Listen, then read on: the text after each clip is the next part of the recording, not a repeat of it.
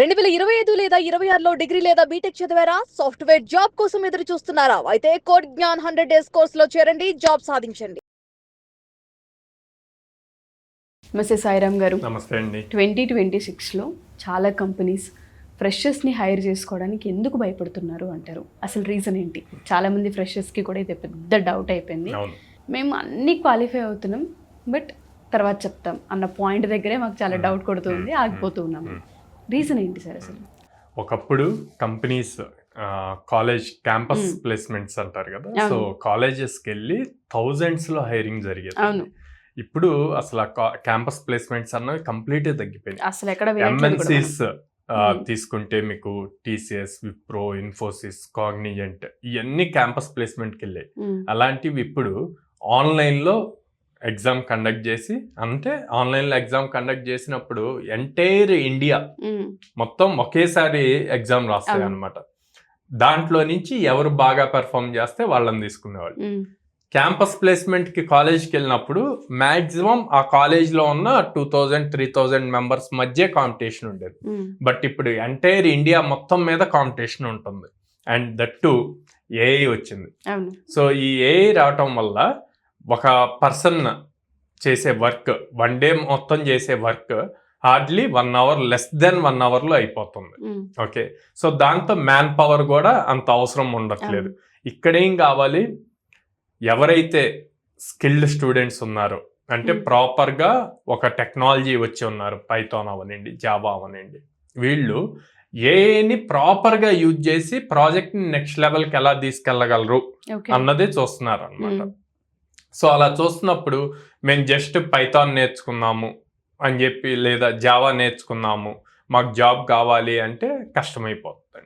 So ఇప్పుడు ఏం చేయాలి, పైథాన్లో ఫ్రేమ్వర్క్స్ నేర్చుకోవాలి, జావాలో ఫ్రేమ్వర్క్స్ నేర్చుకోవాలి.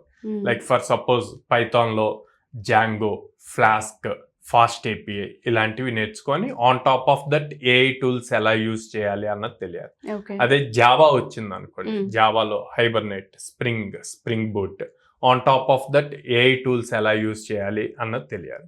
ఇక్కడ ఏమవుతుంది, ఇదివరకు ఎంత థౌజండ్స్ ఆఫ్ స్టూడెంట్స్ని తీసుకున్నా కూడా ట్రైనింగ్ చాలా సింపుల్గా అయిపోయేదండి. క్యాంపస్లో వాళ్ళు హైర్ చేశాక ట్రైనింగ్ ఇచ్చేవాళ్ళు, మళ్ళీ ప్రాజెక్ట్ మీద ట్రైనింగ్ ఇచ్చేవాళ్ళు. ఇప్పుడు ఆ ట్రైనింగ్ కాస్ట్ పెరిగిపోయింది. ఓకే, అండ్ ఓకే కాస్ట్ పెరిగినా సరే ట్రైనింగ్ ఇవ్వాలి కదా, ఆబ్వియస్లీ వాళ్ళ ప్రాజెక్ట్ మీద వర్క్ చేయాలి కాబట్టి. ప్రాజెక్ట్ మీద వర్క్ చేయడానికి వీళ్ళంతా ట్రైనింగ్ ఇచ్చాక స్టెబిలిటీ ఉండట్లా. ఇప్పుడున్న జెన్జీ వాళ్ళకి, స్టూడెంట్స్కి ఈ ఇన్స్టాగ్రామ్, యూట్యూబ్ ఇవన్నీ అలవాటైపోయి ఇన్స్టెంట్ రిజల్ట్స్ కావాలి అన్నది చూస్తున్నారు. ప్లస్ చాలా అంటే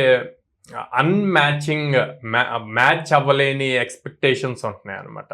అంటే ప్యాకేజెస్ పాయింట్లో కానీ, నాకు వర్క్ కల్చర్ ఎలా ఉండాలి అని, నాకు ఇచ్చే రోల్ డెసిగ్నేషన్ ఎలా ఉండాలి అని చెప్పి. సో వాళ్ళంత కష్టపడి ట్రైనింగ్ ఇచ్చాక ఆ రిసోర్స్ మినిమం 2 to 3 years ఆ కంపెనీకి వర్క్ చేయకుండా ఆ ట్రైనింగ్ అంతా తీసుకొని ఇంకో కంపెనీకి వెళ్ళిపోతే చాలా హ్యూజ్ లాస్ అవుతుంది కదా. సో ఇలాగా స్టేబిలిటీ లేకపోవటం వల్ల కంపెనీస్ కూడా ఫ్రెషర్స్ని ఎక్కువ మందిని హైర్ చేయడానికి ఆలోచిస్తున్నాయి అనమాట. సో అందుకే వాళ్ళు ఏం చేశారు, ఇంకెట్లా బల్క్ హైరింగ్ కాకుండా ప్రాపర్ స్కిల్, ప్రాపర్గా ప్రూవ్ చేసుకున్న వాళ్ళకి మాత్రమే వాళ్ళని హైర్ చేస్తున్నారు. సో దానివల్ల మనకి number of job openings same ఉన్నాయి.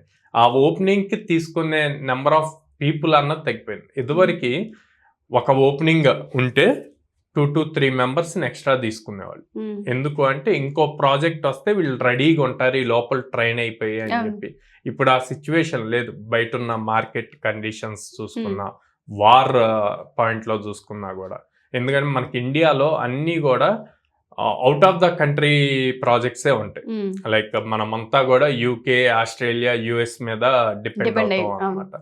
సో ఇట్లాంటి సినారియోస్ అన్నీ చూసుకొని మనకి 2026లో ఫ్రెషర్స్ హైరింగ్ అన్నది కొంత ఎఫెక్ట్ అయింది. ఓకే, సో కొంత చేతులారా స్టూడెంట్స్ చేసుకుంటున్నారు ఈ డ్యామేజ్ అనేది కూడా రియలైజ్ అవ్వాల్సిన అవసరం ఉంది. అంటే జస్ట్ మాకు మార్క్స్ ఉన్నాయి, మా పర్సంటేజ్ 80% ఉంది, జాబ్ వస్తుంది కదా, పెద్ద కాలేజీలో చదివాము, సిఎస్సి బ్యాక్గ్రౌండ్ చేసాము, ఇట్లాంటి వాటిల్లో నుంచి బయటకు వచ్చి ప్రాపర్ స్కిల్డ్ నేర్చుకుంటే గనక జాబ్ ఈజీ క్రాక్ చేయొచ్చు. డెఫినెట్గా సార్.